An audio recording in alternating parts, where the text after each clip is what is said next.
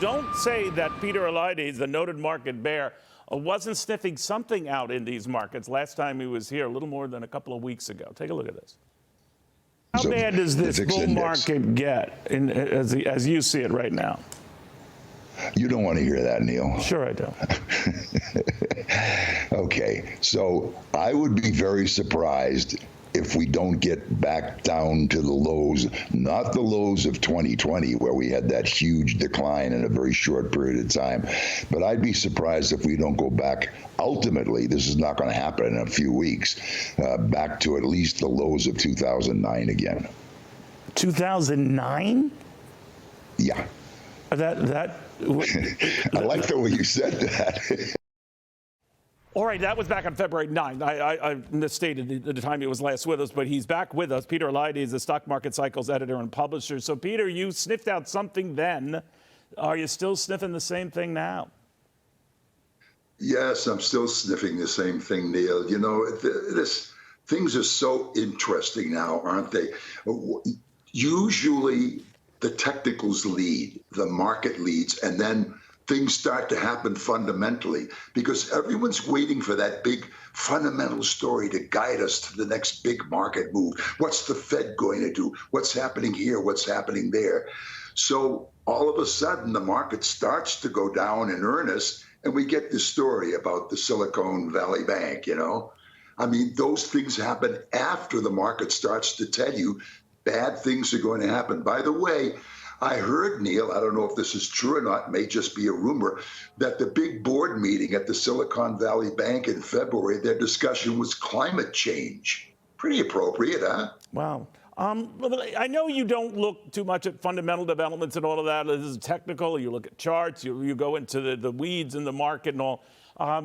There are a lot of people who are looking what has been going on for regional banks and saying that that's a bad harbinger for them as a lot of money finds its way to bigger banks. We've heard reports, for example, the Bank of America has gotten about $15 billion in additional deposits, I believe, Peter, over the last week. That's a fundamental development based on this fundamental fear. I get that. But technically, what are you seeing here for that sector? Because it's so pervasive as to its impact on so many other sectors.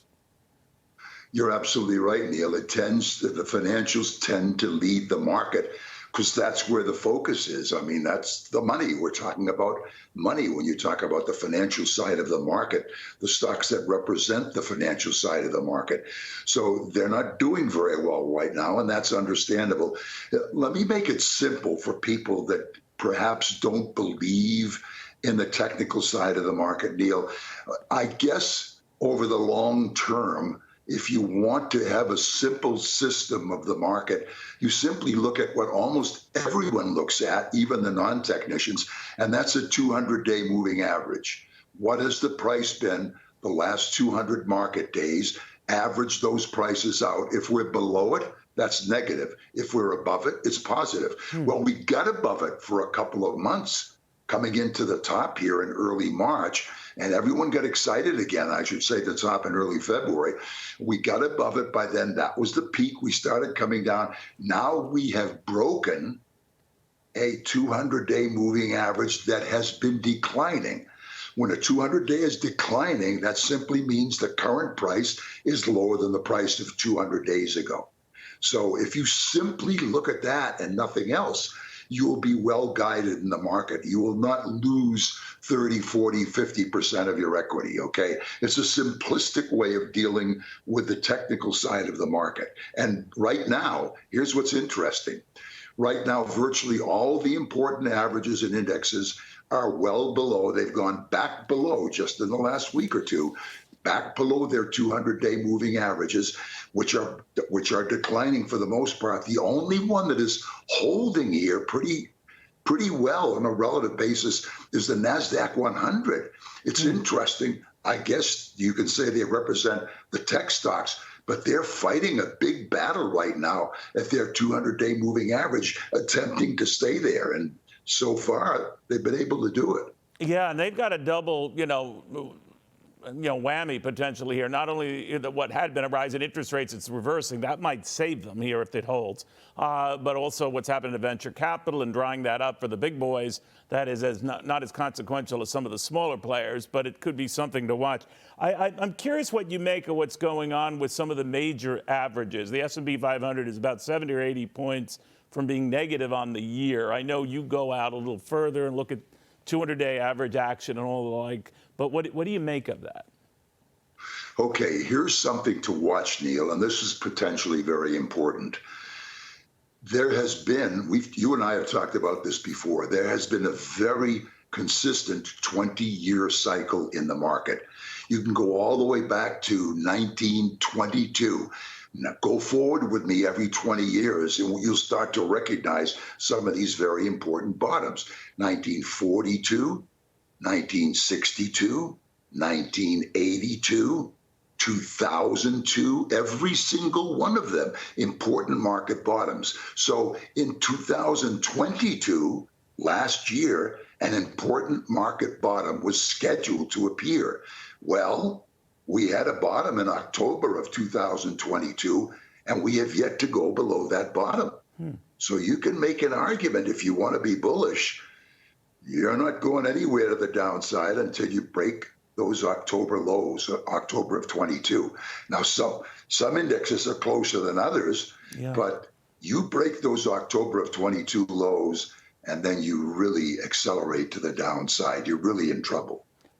Help me, Peter, as well, from a technical perspective, what it means when the Fed has been raising rates. This is, of course, the week that we look at the one-year anniversary of started raising rates from 0, and now here we are at almost 5% on Fed funds, the overnight bank lending rate. But when the Fed pauses or just stops, how does that affect your number crunching? You know me, Neil. That doesn't. I don't even. That stuff is all fairy tale stuff to me. I know. I had a feeling you would say that. Everyone. I mean, we wait with bated breath, with pulse and breath. We wait. What is the Fed going to do? This is so important. What the Fed is going to do. I mean, frankly, my evaluation of what the Fed has done is they've been great enemies of the financial markets for 20 years now, up until about the last 6 months or a year. We have had artificially low interest rates. And what has that forced to happen? It's forced speculation in the market. If you work your whole life, Neil, and you finally have a few $100,000, maybe even $1 million to retire with, and someone says to you, well, you know, when you started accumulating that money, you thought you might be able to get 5 or 6% interest rates on it conservatively with no risk or little risk. And so you'd make 50, 60,000 a year. How has that been affected in the last 20 years, Neil? Your $1 million has, if you were lucky, you got $10,000 a year return on it on a conservative basis. And so they forced people into speculation. And ultimately, we're going to pay the price for that. I think we've started now. What do you tell people to do with their money then, Peter, in this environment?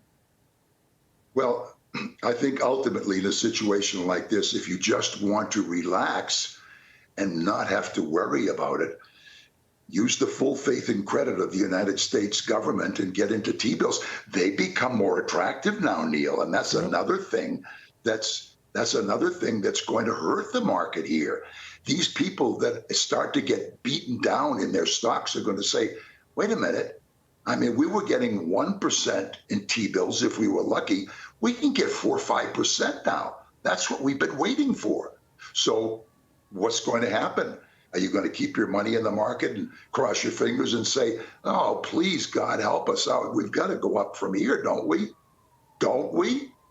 Yeah, of course you can be a Silicon Valley, and if you needed to get that cash early and not hold it to maturity, you could get screwed there. But in that unlikely development, then all bets are off, right? Yeah, that's not. We're not talking about T-bills here. There's risk in the financial system, Neil, and it could be great risk. So why would you take chances? See, here's the thing that's killing, is going to end up killing people that are in speculative positions. The fact that interest rates are rising now is going to create all kinds of problems. And again, this is my fundamentalist mouth talking now, so probably pay little attention to it because I'm an idiot when it comes to fundamentals. But when you start seeing interest rates rising, you're doing a lot of things. First of all, you start to help out people that want to be conservative with their money and get some kind of return. But second of all, Neil, and here's the killer, what is this going to do? The incredible amount of debt that's out there that has been able to get by with very minimal interest rates. All of a sudden, those minimal interest rates are growing and growing and growing. And you say, oh my God, they can't go up any further, can they? And we can't afford this payment of interest rates. So on both levels, you see this whole thing completely turning around, Neil, completely getting twisted, and not for the good of the financial system. Yeah, and not yet, and not today, to your point. Peter Eliades, thank you very, very much. Peter, you're always good for my diet because after I talk to you, I don't feel like eating. So I kid, but thank you very much, Always Peter. good to talk to you, Neil. Always enjoy it. Same here, my friend.